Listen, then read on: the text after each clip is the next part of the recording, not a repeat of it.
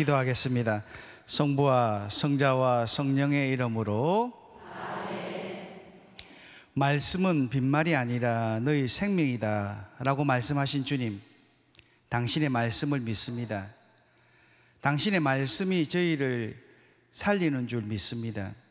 당신의 말씀으로 저희를 씻어주시고 당신의 말씀으로 새로워지게 해주십시오. 약속하신 당신의 축복을 누리게 하여 주십시오. 좋고 귀한 것의 주인이신 우리 주님 예수 그리스도를 통하여 비나이다. 아멘. 성부와 성자와 성령의 이름으로. 아멘. 반갑습니다.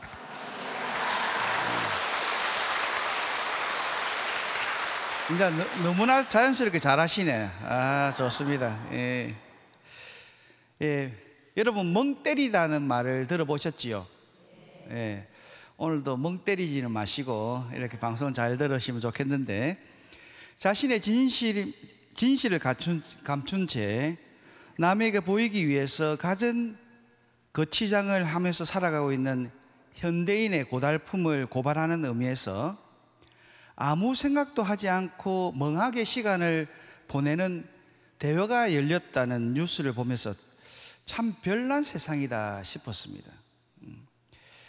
워낙 얼마나 바쁘게 살았으면 이렇게 멍 때리는 대회까지 할 정도입니까? 화면에 잡힌 참가자들의 표정들을 보면서 뭔가 울컥 솟구치는 것이 있었습니다.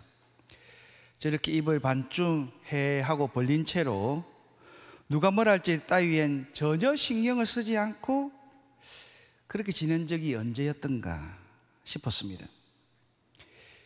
어쩌면 인간의 순수함이란 저렇게 자기 주장을 내려놓은, 자기 자신을 전혀 개의치 않을 때 완전한 것이 아닐까 하고 잠시 생각해 보았습니다. 저도 그런 마음으로 다시 펼쳐진 70번째 창세기, 성경을 읽는 동안만이라도 완전히 나를 잊고 멍 때리는 마음으로 있기를 원하게 되었습니다. 그러니까 여러분도 가끔가다 그런, 꼭 기도할 때 뭔가 머릿속으로 많은 것을 생각한다는 그런 강박관념에 잡히지 마시고 그냥 편안하게 주님 앞에 그냥 이렇게 머무는 그런 것들이 더 훌륭할 것 같아요. 감실 앞에서라든지, 그죠? 뭐 성경 읽을 때도 꼭 머리로서 뭐 이해를 하려고 노력하기보다는 편안하게 이렇게 말씀 조배를 하듯이 앉아 있는 것도 중요할 것 같습니다. 정말 그렇게 성경 읽는 동안 멍 때리자는 마음으로 있기를 원했는데, 그런데 창세기 이야기가 저를 가만히 두지 않았습니다. 도무지 멍 때리는 마음으로 읽을 수 없도록 만들어 버렸습니다. 한 구절 한 구절이 마치 처음 읽는 것처럼, 처음 대하는 것처럼 저에게 다가왔습니다. 그러니까 성경을 자꾸 읽으면 읽을수록 항상 새롭게 다가옵니다. 어쩌면 더 많이 읽을수록 새로운 부분들이 더, 뭐 처음에 모를 때는 뭐 모든 게 새롭겠지만 그럼에도 불구하고 자꾸 이렇게 읽으시면 또 새로운 게 다가오게 됩니다. 정말 새롭게 문장이 다가오고 저의 마음을 잡아 끌었는데, 이번에는 다른 무엇보다 세상 창조의 장엄한 이야기가 기록된 창세기의 마지막 부분이 한 인간의 죽음으로 끝맺고 있습니다. 생명을 창조한 창세기에 왜 마지막 부분이 한 인간의 죽음으로 끝났을까요?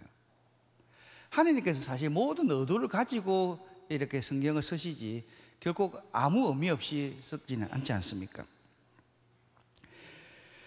결국 멍을 때리면서 무심히, 아주 무심코 읽어내리기만 하려던 계획은 무산되었고, 이렇게 기록하신 하나님의 뜻을 상상하며 의문의 꼬리를 쫓았습니다. 하나님께서는 왜 이집트에서 총리를 지냈던 요셉의 입간 이야기로 창세기를 마무리하고 계실까? 다 알고 있었죠. 창세기 50장이고 마지막에는 요셉의 입간 이야기로 끝난 것. 아이고, 또 모르셨구나. 알면서도 우리 경상도 사람들은 특히 대답을 잘 안 해. 예. 정말 이걸 통해서 죽음의 특별한 의미를 밝히시는 건가? 하느님께서 만드신 이 광대하고 아름다운 세상을 우리에게 맡기면서 언제나 늘 죽음 이후의 삶을 생각하며 살아라는 당부 때문에 그렇게 하셨는가? 그날 아담과 하와가 선악을 알게 하는 나무 열매를 따먹음으로써 도래한 죽음은 어느 누구도 피할 수 없는 것이지만 이 또한 아주 소중하고 귀한 삶의 과정이라는 사실을 꼭 기억하고 살아라는 그런 당부의 말씀이신가? 그래서 창세기의 족보를 인간의 죽음을 주된 사건으로 기록하게 했던 것은 아닐까? 여러 가지 의문들이 떠올랐습니다. 이 의문은 주님의 탄생을 알리는 신약의 족보가 온통 낳고 또 낳는다는 생명의 기록으로 이어지고 있다는 사실을 떠올리게 합니다. 그래서 흔히 마테오복음을 낳고복음이라고도 하는 것 아시고 있지요. 예. 낳고 이랬는데, 그러니까 창세기는 죽음으로 끝나는데 신약의 시작은 낳고 또 생명의 이야기를 합니다. 신약의 첫 족보인 마테오복음 1장에는 죽음이 전혀 없습니다. 낳고 누구를 죽었고 이런 게 정말 계속 낳고만 있습니다. 전부가 새로 태어난 생명을 전하고 있습니다. 참 오묘한 일이 아닐 수 없습니다. 죽음의 그림자가 짙게 두려워진 세상이지만 모두가 죄인으로 태어나 결국 모두가 죽을 수밖에 없다는 죽음의 메시지를 전하는 구약의 이야기에 대비하여 이토록 분명하게 반전의 이야기를 들려주고 계신 그 하느님의 뜻이, 그 심정이 고스란히 느껴졌습니다. 생명 하느님께서 창조하신 생명의 세상이 온통 죽음으로 뒤덮인 것을 보신 하나님의 아픔, 하나님 정말 아팠을 것 같아요. 생명을 창조하고 보신이 좋다 했는데 그 생명과 정반대인 그런 세상으로 흘러가고 있는 모습을 볼 때 하나님 마음은 얼마나 아팠겠습니까? 그러니까 성경을 읽는다는 것은 그냥 이렇게 공부를 하는 것이 아니라 하느님의 마음이 돼서 그 글을 읽는 것입니다. 왜 하느님이 이렇게 썼고 이때 하느님이 느끼는 바가 무엇인지 정말 그것을 느낀다면 성경은 재미있는 책입니다. 물론 모든 책들을 정말 이렇게 저자가 어떤 의도로 가지고 썼을까를 생각해 보면 재밌죠. 여러분도 워낙 책을 잘 읽으시니까 그런 느낌을 잘 받으시지요. 여러분 나이만큼은 성경은 다 읽으신 거 아닌가? 이거 이야기할 때마다 우리 신자들이 굉장히 곤란해하는 것 같아. 저는 70번은 아니지만 70번을 읽고 이번에 제목이 70번을 읽고 나서야 눈 뜬 사연들이니까. 그래도 여러분이 이렇게 정말 나이만큼은 성경을 좀 읽으시면 좋겠습니다. 그래서 올해부터라도 계획을 하고 1년에 한 번, 적어도 한 번, 또 속도가 나면 2번, 3번 이렇게 나아가면 좋겠습니다. 정말 하나님은 이 사실을 기록하면서 얼마나 마음이 참담하셨을까. 죄송스럽기 이럴 데가 없었습니다. 그럼에도 불구하고 확 뒤집어 버리지 않고 끝까지 포기하지 않으시고 다시 거듭 생명으로 나아갈 수 있는 길을 우리에게 제시해 주십니다. 그렇기 때문에 정말 하느님은 우리를 끝까지 포기하지 않았습니다. 여러분이 자녀를 포기하지 않는 것처럼 자녀의 변화를 기다리고 자녀가 정말 회개하고 잘 살기를 바라는 것처럼 자녀들이 조금 잘한다고 여러분 쉽게 포기하겠습니까? 니는 안 돼. 내 또 다른 아들이 있으니까, 다른 자식이 있으니까 라고 그렇지 않는 것처럼 하나님은 어느 누구 한 사람 포기하지 않는다는 것입니다. 그 사랑을 느끼는 것이 신앙의 첫 출발입니다. 하나님이 나를 사랑하신다. 하나님 사랑한다고 하던데 나는 못 느낀 데가 아니라 정말 여러분 개개인 한 분 한 분을 사랑하신다는 그 사랑하시는 아버지라는 것을 느끼셔야 되겠습니다. 느끼고 있으시지요? 대답이 영장은 별로 아닌갑다. 갑자기 카메라 때문에 대답을 안 한 거예요. 정말 창세기 곳곳마다 생명을 암시해 주신 주님의 배려가 있기에 창세기를 읽으면 읽을수록 감사드리지 않을 수 없었습니다. 그러고 보면 창세기에 등장하는 한 사람 한 사람의 삶이 모두 하느님을 만나기 위한 이정표라는 것을 알 수 있습니다. 하나님께서 선포하신 생명의 길은 창세기 3장에 기록되어 있는 여자의 후손을 시작으로 빵빠레를 울리듯 예고되고 있습니다. 이렇게 죽음으로 모든 것이 끝날 것 같은 상황에서 주님께서는 죽지 않고 하늘로 올라간 에녹 이야기를 들려주십니다. 그래서 또 새 생명에 대한 희망을 우리에게 선물하고 계십니다. 우리 인간의 죄로에서 죽음이 오고, 하지만 또 에녹 성천하는 에녹 이야기를 통해서 나는 끝까지 너희들을 포기하지 않고 구원할 것이라는 의지를 또 보여주십니다. 모두 죽을 수밖에 없는 운명을 타고난 우리들이지만 그럼에도 불구하고 죽지 않고 솟아날 구멍이 있다는 것을 분명히 알려주고 있습니다.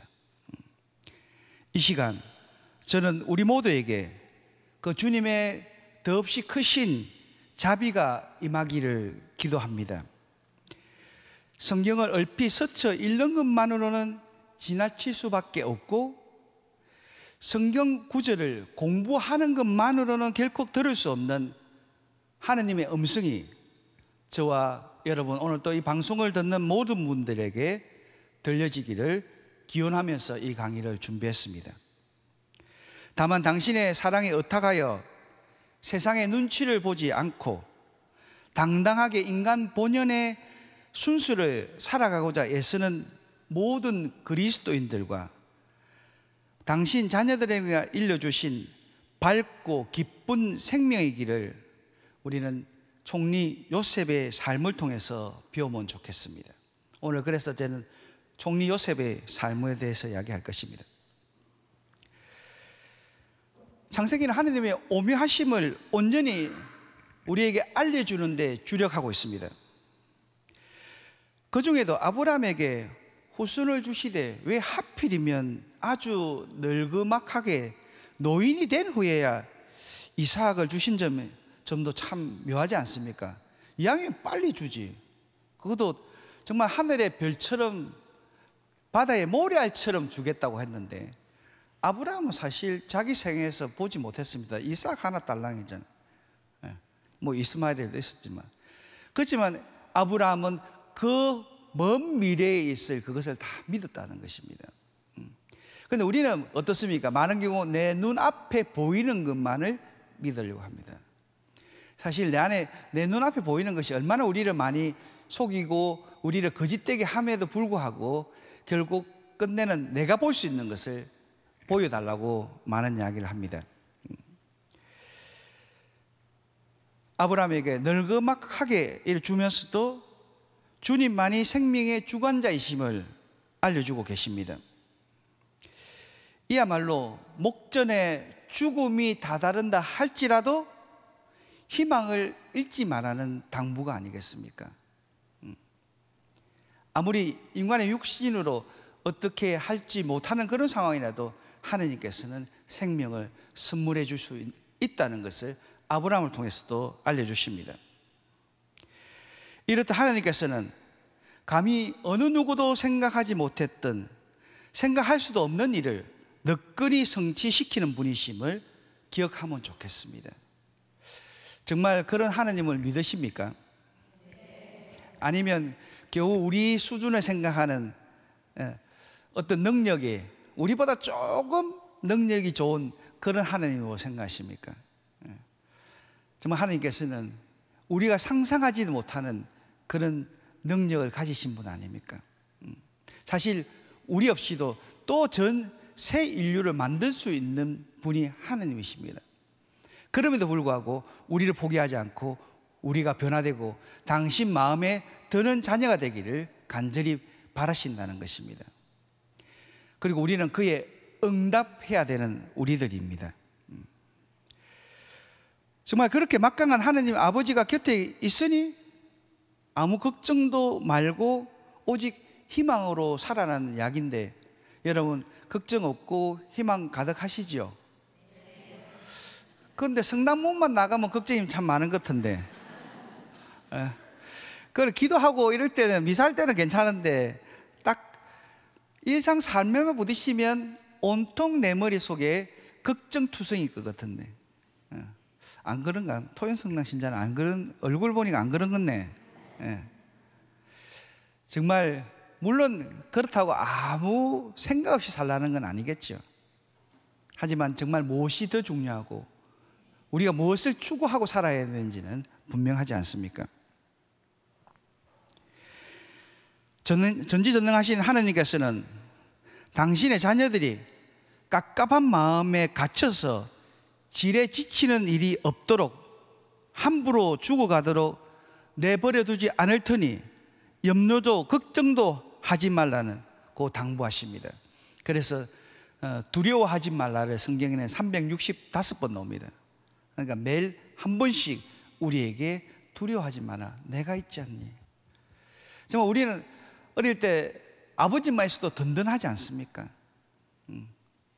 그런데 우리가 자꾸 머리가 커갈수록 아버지가 있어도 정말 하느님을 믿는다 하면서도 내 스스로의 걱정에 가득 차 있는 것 같아요. 그래서 자꾸만 나만을 바라보는 그런 구번 시선으로 살아가는 것 같습니다. 하나님께서는 이렇듯 구약 성경을 기록하실 때마다부터 하나님의 새로운 약속, 신약을 꿈꾸도록 해주셨습니다.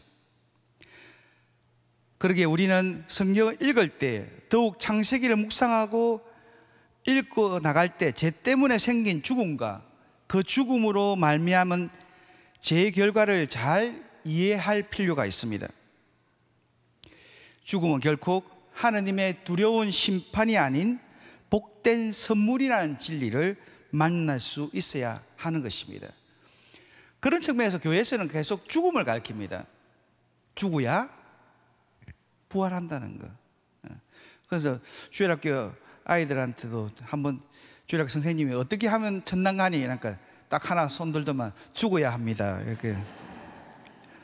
똑똑하죠. 일단 죽어야 천당 갑니다.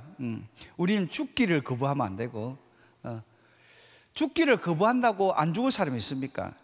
생명을 연장할 수는 있겠죠.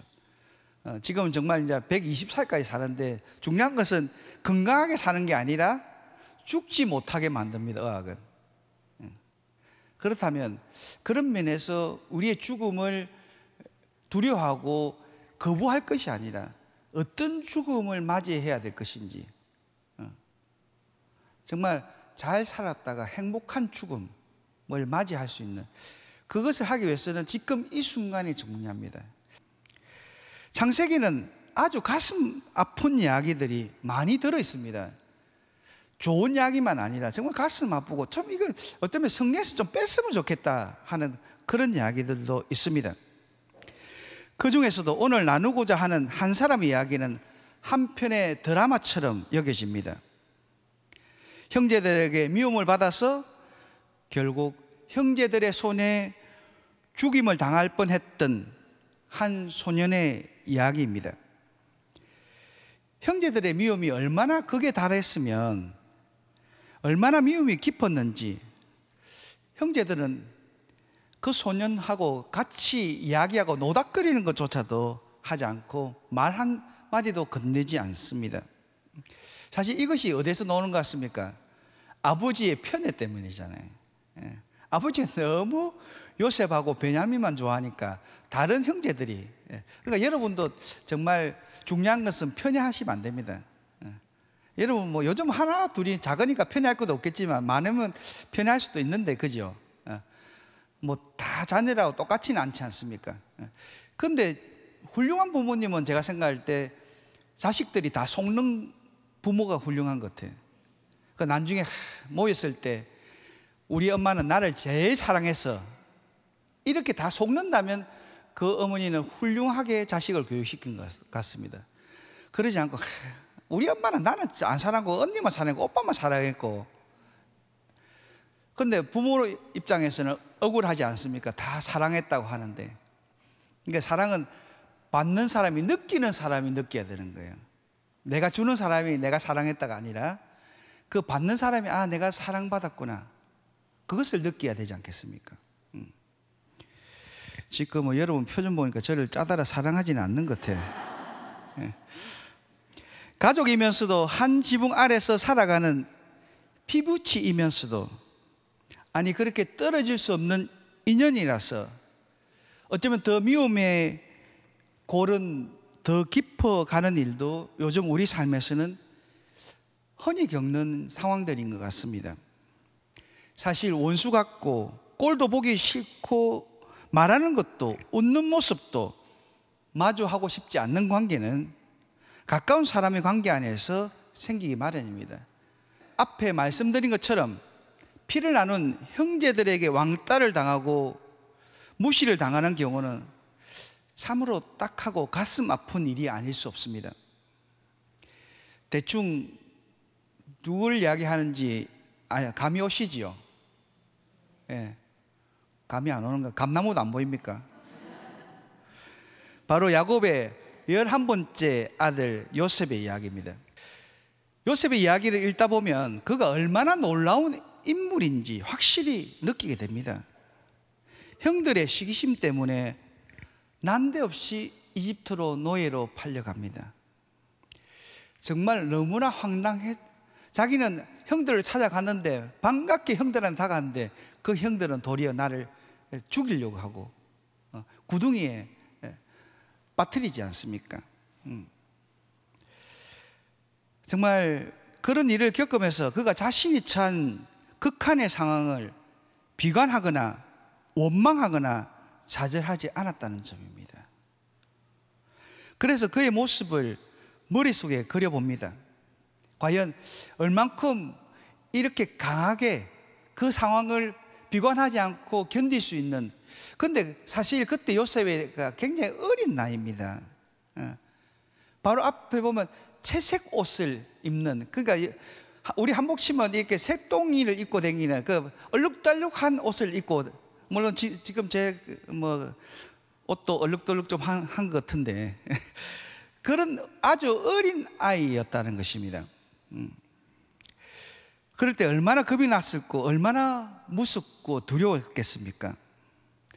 정말 노예 상인들의 손아귀에서 벗어날 수만 있다면, 자기 집으로 되돌아갈 수만 있다면 자기를 차갑게 대했던 형들의 사늘한 처세도 얼마든지 감수하리라 생각했을 것입니다. 또 그리 될 수 있도록 하느님께 기도했을 것입니다. 애지중지하던 아버지의 손길은 또 얼마나 사무치게 그리웠을까요? 그리고 그렇게 기막힌 상황에서도 자신에게 주어진 일에만 집중하여 한 집안의 노예로서 삶에 성실할 수 있었던 그의 삶의 비결은 무엇일까요? 사실 노예를 살면서는 등 따시고 배부르면 됩니다. 그런데도 요셉은 거기에 만족하지 않습니다. 정말 요셉은 실제적으로 하나님을 본 적도 없습니다. 하나님을 이야기를 들은 적도 없습니다. 목소리를 들은 적도 없고, 그런데 늘 하나님과 함께 하셨다는 구절이 나옵니다. 왜요?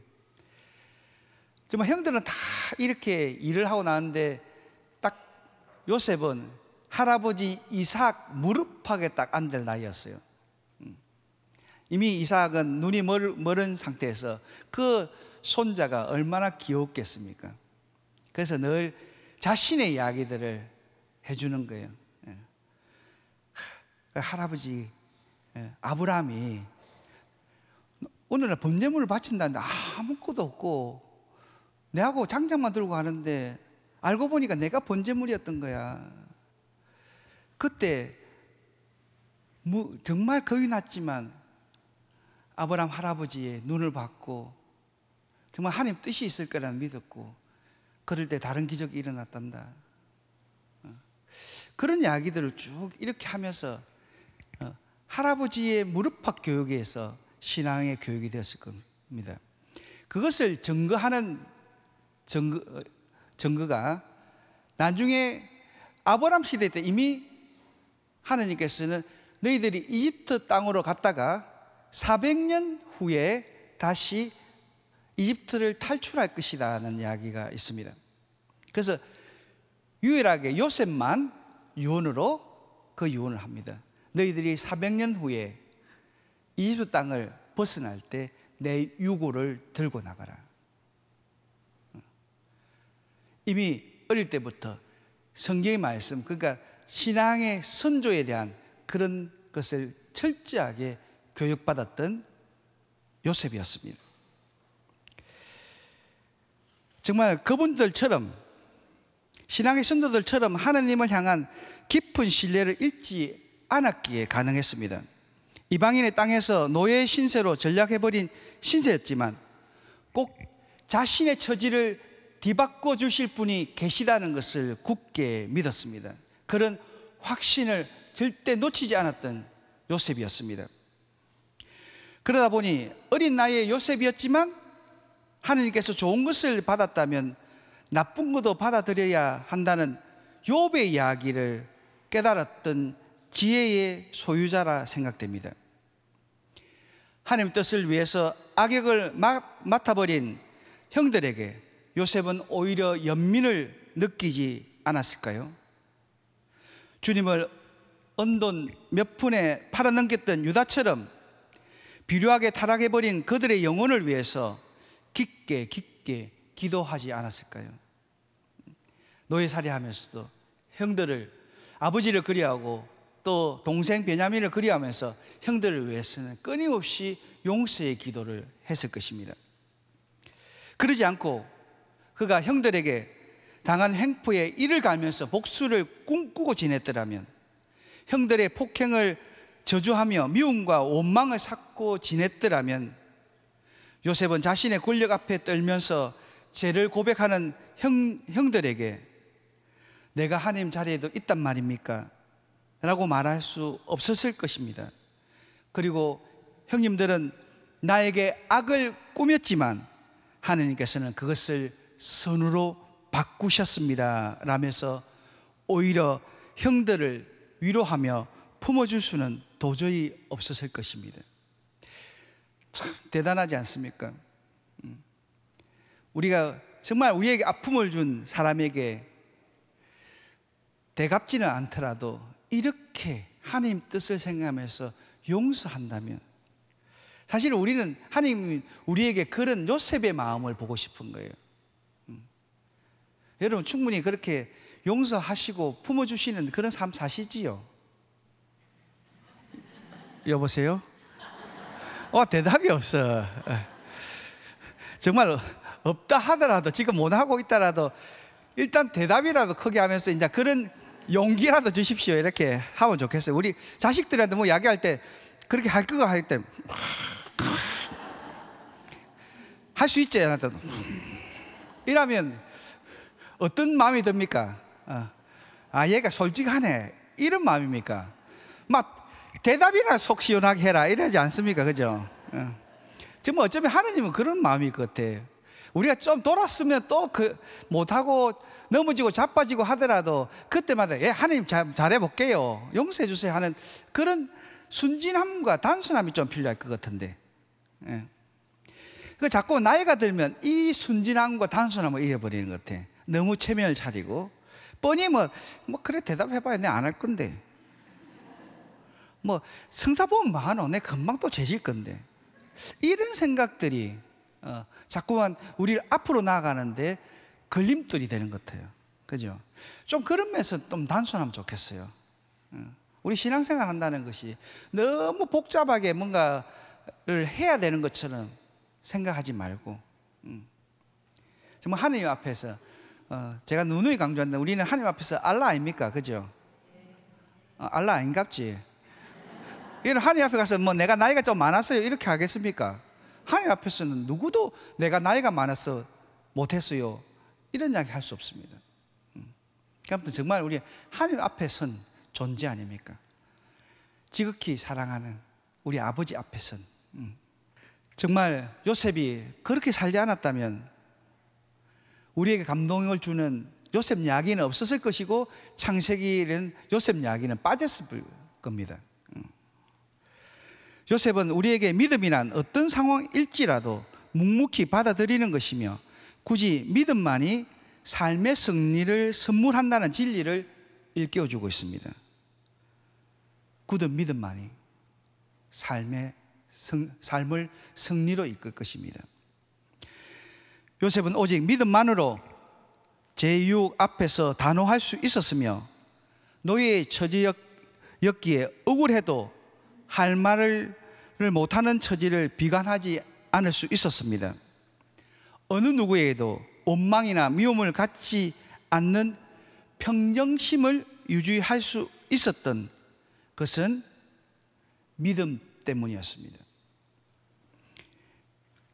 사실 이런 삶이 어찌 쉬웠을 것 같습니까? 얼마나 힘든 자신과의 삶이었겠습니까? 하지만 그리운 고향을 넘어선 가슴이 미어지는 아버지 생각마저도 꾹꾹 깊이 눌러 담으면서 주어진 매일에 성실하도록 자신을 채건했을 것입니다. 여러분이 어려움이 있을수록 더 현순간에 충실하면서 자신을 좀 채건할 필요도 있을 것 같습니다. 여기서 우리는 창세기 말미를 장식한 요셉의 삶을 살펴보면서 하나님께서 허락할 수밖에 없던 죽음이 저주가 아니라 축복이라는 사실을 깨닫게 되어야겠습니다. 당시 최고의 문명국이었던 이집트에서 막강한 권력을 지녔던 인물, 세상에 누구와도 견주어도 뒤지지 않는 부를 가졌던 요셉 총리도 결국 죽을 수밖에 없었습니다.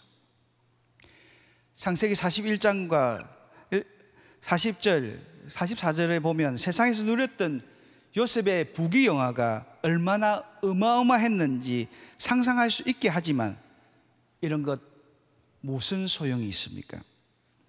아무리 큰 권력을 지니고 호의호식한 인간도 결국은 죽을 수밖에 없습니다. 그리고 또 여기서 재밌는 것을 한 가지 사실 알 수 있는데 아브람 고향을 등지고 한평생 타국에서 사실 아브람은 떠돌이 생활밖에 하지 않았습니다. 그런 아브람이 175년을 살았습니다. 일찍이 몸이 허약했던 것으로 보이는 이삭이 180년을 살았습니다. 요셉의 아버지 야곱도 147살에 삶을 마감했는데 최고의 권좌에 올랐던 그리고 모든 영화를 누렸던 아무 걱정도 없을 것 같은 요셉의 수명이 그들보다 짧았다는 것입니다. 이야말로 흘려들을 수 없는 주님의 기뜸이라 생각됩니다. 여러분께서도 너무 지고 모으면서 악착같이 살지 않았으면 좋겠습니다. 건면한 건 좋은데 너무 억측스럽다는 이야기는 참 좋은 이야기는 아닌 것 같습니다. 그리고 요셉의 마지막 모습에서 죽음을 받아들이는 자세를 배우면 좋겠습니다. 그러면서 일생 동안 한치의 어긋남 없이 하나님 뜻을 살아냈던 요셉의 마지막 모습이야말로 삶의 기감이며 새겨들어야 할 훈계라는 사실을 들려주는 것이라 생각됩니다. 때문에 하나님께서는 요셉의 믿음과 용서와 사랑의 이야기를 들려주시며 요셉의 죽음으로 당신의 창세 이야기를 마무리 지은 것이라 생각해 봅니다. 하나님은 당신의 뜻을 잘 살아낸 요셉의 삶이 너무너무 소중해서 그 하나님 마음에 성천한 에녹을 제치고 아브람보다 더 이삭보다 더 야곱보다 더 소중하게 요셉을 생각하고 그 이야기를 다룬 것입니다. 그것은 요셉이 이집트의 총리 자리에 올랐기 때문이 아닙니다. 내내 일생 동안 한결같이 모두를 용서하며 끝까지 하느님의 자비를 담고자 했기 때문입니다. 그것이 그를 위대한 인물로 우뚝 서게 했습니다. 그는 먼저 용서했습니다. 무조건 용서했습니다. 누구하고도 풀지 못하고 남겨둔 원한이 하나도 없었습니다. 이런 요셉의 인품은 그가 용서를 베푼 그 시점도 중요합니다. 만일 죽기 전에, 마지막 죽기 전에 그 용서를 베풀었다면, 근데 그 위대한 성왕 다윗도 마지막에는 유언에서는 그런 용서하지 못하고 꼭 둘이는 해결해 달라고 이야기합니다. 솔로몬에게. 내 삶에서 걸거쳤던 둘이는 어쨌든지 죽여달라고 아주 정말 어떤 면에서는 초라한 유언을 남깁니다. 그런데 요셉은 그 유언에서가 아니라 평소의 삶 안에서 용서를 해왔다는 것입니다. 죽음에 임박했던 때가 아니라 한결같이 무엇이든 용서하는 삶을 살았습니다. 악한 일을 수없이 겪으면서도 마음에 담아두지 않았다는 것입니다. 혹시 여러분도 용서를 못할 사람들이 생각난다면 요셉을 생각하면 좋겠습니다. 요셉의 그 억울한 처지, 모든 그런 처지에서도 요셉도 용서했습니다. 용서했기에 위대한 사람이 되었습니다. 여러분도 용서한다면 위대한 사람이 되는 것입니다. 하나님이 반드시 기억하실 것입니다. 이때는 아멘도 하고 이래야 되는데 우리 선조이 억지로 시키가 한다. 주님께는 이렇듯 우리에게 용서하는 그 능력을 심어주셨다는 거예요.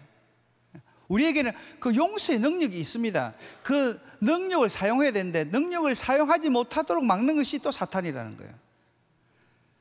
정말 여러분도 분명하게 뭐 절대 용서 못할 원수도 있지 않습니까? 없나? 표정 보니 없는 건네. 네. 그런 사람 원수까지도 하나님께서 용서하라는 것입니다. 네. 그럴 때 하나님이 갚아줄 그 보상은 얼마나 큽니까? 믿음의 사람은 먼저 마음의 엉어리를 푸는 것입니다. 많은 사람과 풀지 못하고 맺힌 것이 많다면 하늘과도 풀리지 않습니다. 하늘이 풀리지 않는 한 인생도 결코 잘 풀릴 수가 없습니다.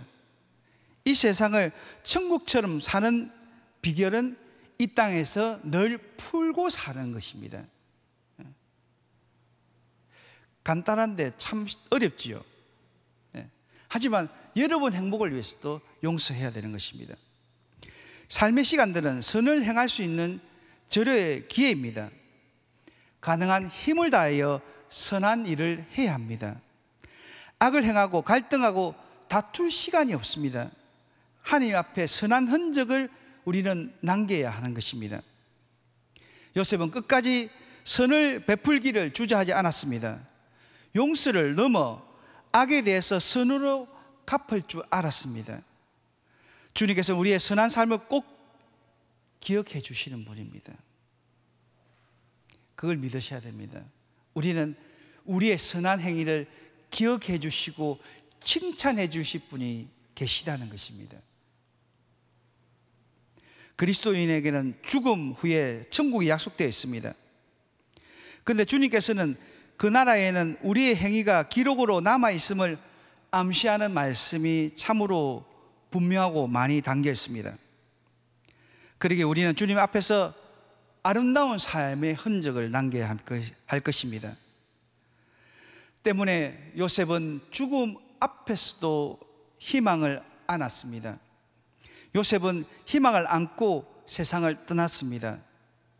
약속의 땅에 돌아갈 희망을 가슴에 안고서 하느님께로 향했습니다. 이야말로 주님께서 믿음의 조상들에게 약속하신 것을 무조건 신뢰하는 태도입니다. 아브라함에게 약속하신 말씀을 말씀하신 그대로 요셉도 신뢰하며 받아들였습니다. 창세기가 알려주는 죽음은 죄의 결과입니다. 인간의 죄로 인하여 죽음이 왔던 것입니다. 하지만 그리스도인에게 있어서 죽음은 죄의 결과가 아니라 선물입니다. 죽음을 통해서 영생을 누리는 축복의 길을 찾게 되었기 때문입니다. 그리스도 안에서 살아가는 우리들에게 죽음은 심판도 멸망도 저주도 아닙니다. 때문에 성경은 이제부터 주님 안에서 죽는 이들은 행복하다 라는 진리를 선포하지 않습니까? 사도 바로도 제가 주는 품삯은 죽음이지만 하나님의 은사는 우리 주 예수 그리스도 안에서 받는 영원한 생명이다 라고 분명히 밝히고 있습니다. 이렇듯 그리스도인에게 죽음은 천국으로 들어가는 문이 열리는 감격의 시간이며 영생이 시작되는 순간입니다. 때문에 행복한 마음으로 죽음을 맞이할 수 있습니다. 요셉처럼 희망 안에서 복된 죽음을 준비하여 사랑하는 주님과의 만남으로 마음이 설레이는 때입니다. 우리는 정말 사랑하는 사람 만날 때 마음이 설레이는 것처럼 주님과 만나는 그 영원한 시간들이 기다려져야 합니다. 창세기가 마지막으로 분명하고 명료하게 정리해 주는 말씀은 하나님께서는 사랑하시는 당신 자녀들에게도 이런저런 어려움을 겪게 한다는 사실입니다. 결코 우리를 모든 어려움에서 건져주신다고 하지 않았습니다. 남보다 진실하게 처신하고 정직하게 살면서 착한 일을 하는데도 업무가 따를 수 있습니다. 이렇게 살면 통할 것 같고 알아줄 것도 같고 그래서 다 잘 될 줄 알았는데 오히려 손해를 보는 경우도 허다합니다.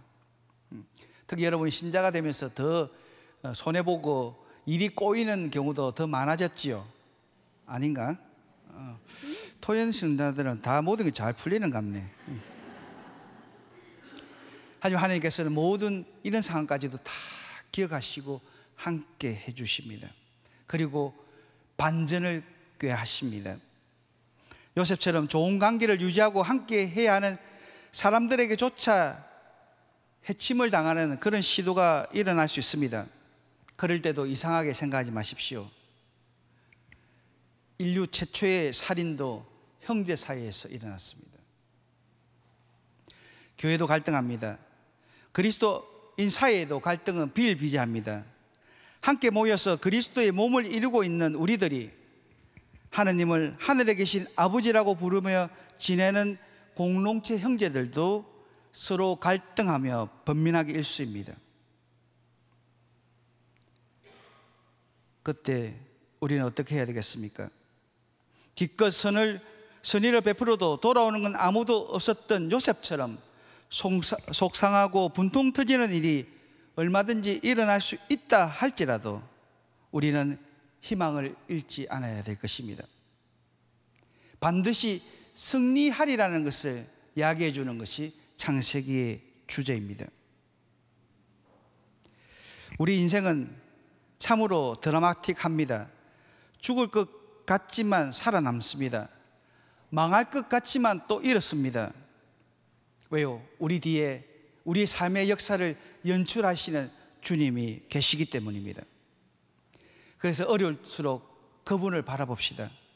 더 이상 희망이 없을 것 같은 상황일지라도 주님을 바라보며 희망의 끈을 놓지 맙시다. 우리를 향한 어떤 해로움도 결국 선으로 바꾸시는 하느님의 자비에 의탁하면 좋겠습니다. 창세기 1장에 선포하고 있는 창조주 하느님께서는 모든 것을 다 할 수 있는 전지전능하신 분이십니다. 그분이 우리의 아버지십니다. 그분이 나를 지키고 이끌어주고 계십니다. 하느님께서는 우리가 천국에 들어가는 그날까지 늘 곁에서 함께 하실 것입니다. 풀리는 일이 없습니까? 감사하면 좋겠습니다. 일이 자꾸만 꼬이기만 하십니까? 감사하십시오. 그리고 우리의 인생을 더 아름답게 연출하시려는 하느님께로 시선을 돌리십시오. 내가 본 손해가 내가 더 큰 유익으로 되돌려받게 하실 그분을 바라보면 좋겠습니다. 주님께서는 우리가 당면하고 있는 오늘의 문제들을 간격으로 바꾸어 주실 것입니다. 이집트 총리 요셉처럼 인생의 반전에 환호하며 기적의 주인공으로 성격시켜 주실 것입니다. 하나님께서는 여러분과 함께 그 기적을 하고 싶어 하십니다. 하나님은 이미 준비되어 있습니다. 여러분 준비되셨나요? 이것이 사랑이신 하나님의 뜻입니다. 그렇기에 꼭 이루어질 것입니다. 창세기의 마지막 이야기를 정하시면서 하나님께서는 당신의 자녀들이 당신의 놀라운 손길을 꼭 느낄 수 있기를 원하셨습니다. 가진 어려움에도 요셉처럼 넘넘한 당당한 믿음의 소유자가 되기를 진심으로 축원드리겠습니다. 기도하겠습니다. 성부와 성자와 성령의 이름으로 저희를 선택하시어 당신의 거룩한 백성으로 삼아주신 주님, 당신의 크고 큰 지혜를 선물 받았으니 부디 당신의 지혜를 살게 해 주십시오. 저에게는 이미 당신의 지혜를 살아갈 능력이 주어진 사실을 잊지 않게 해 주십시오. 우리의 힘과 능력의 대장이신 우리 주님 예수 그리스도를 통하여 비나이다. 아멘. 성부와 성자와 성령의 이름으로 아멘. 네, 감사합니다.